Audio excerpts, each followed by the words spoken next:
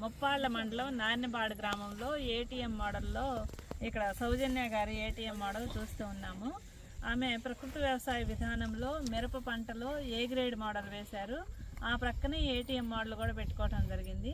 ఈ ఏటీఎం మోడల్లో దాదాపు 20 రకాల మొక్కలు ఇక్కడ మనం చూస్తూ ఉంటాము.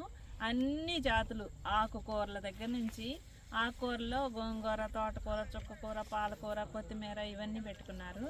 అలాగే మరి కూరగాయలు వచ్చేసరికి వంగ, టొమాటో, మిరప, బెండ ఇవన్నీ కూరగాయలన్నీ పెట్టుకున్నారు.